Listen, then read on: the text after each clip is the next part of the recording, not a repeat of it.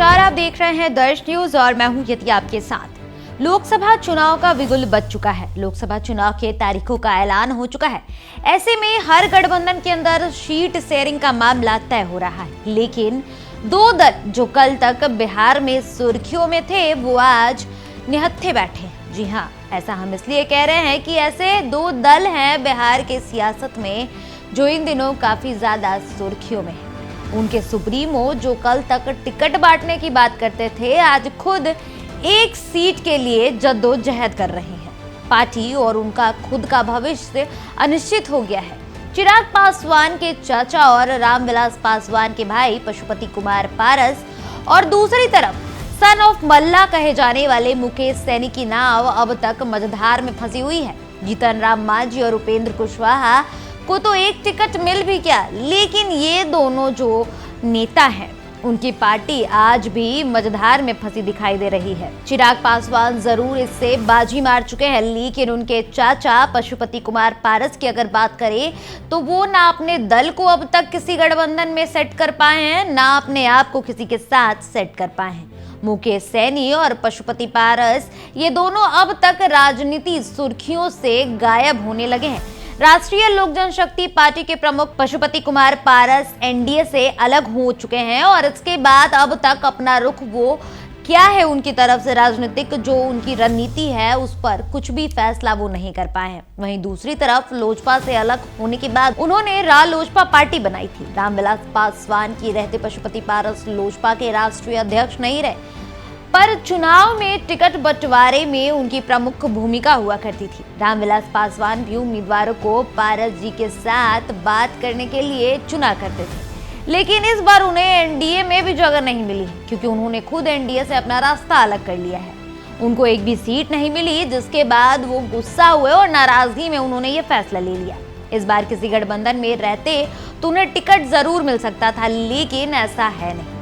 उधर उपेंद्र कुशवाहा, जीतन राम मांझी अगर बात करें उन दोनों की, तो उन दोनों को तो एनडीए ने एक एक सीट दे दी है। उनको उन्हीं की सीट मिल चुकी है।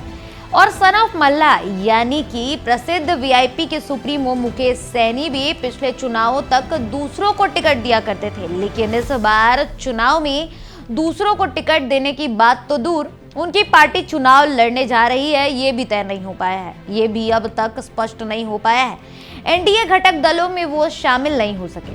महागठबंधन को लेकर भी अभी तक कुछ भी साफ नहीं हो पाया है। पिछले लोकसभा की अगर बात करें तो पिछले लोकसभा चुनाव में महागठबंधन के तहत वीआईपी को 3 सीटें मिली थी। इसी तरह हमको भी 3 सीटें मिली थी, यानी कि जीतन राम मांझी को भी 3 सीटें मिली थी। इधर जीतन राम मांझी तो एनडीए के साथ जा चुके हैं। वहीं अब ये तय नहीं हो पा रहा है कि मुकेश सैनी महागठबंधन के साथ हैं या फिर एनडीए को अपना समर्थन दे रहे हैं। लेकिन इन सबके बीच एक नाम जो है उपेंद्र कुशवाहा का, वो तब भी रालोसपा को 2019 में महागठबंधन के तहत 5 सीटें मिली थी, लेकिन इस बार उनको 1 सीटें मिली है। तो ऐसे में दो जो बड़े चेहरे हैं यानी कि वीआईपी के सुप्रीमो मुकेश सैनी और दूसरी तरफ पशुपति कुमार पारस जो कि केंद्रीय मंत्री हुआ करते थे, हालांकि उन्होंने इस्तीफा दे दिया जब उन्हें सीट नहीं मिला लोकसभा चुनाव को लेकर और वो हाजीपुर सीट पर दावा कर रहे थे, लेकिन वो सीट भी चिराग पासवान के खेमे में चली गई। इसके बाद पशुपति पारस नाराज हुए और ऐसे में अब वो गठबंधन से भी दूर हो चुके हैं, यानी कि वो एनडीए का भी हिस्सा नहीं है और महागठबंधन की तरफ से भी उनको लेकर कोई एक्शन नहीं लिया जा रहा। तो ये देखना काफी दिलचस्प होगा कि जिस तरीके से ये दो बड़े नाम हैं, ये दोनों जो बड़े चेहरे हैं, ये काफी ज्यादा वोट बैंक रखते हैं, लेकिन इसके बावजूद भी ना तो एनडीए में उनको हिस्सा मिल रहा है ना ही महागठबंधन में।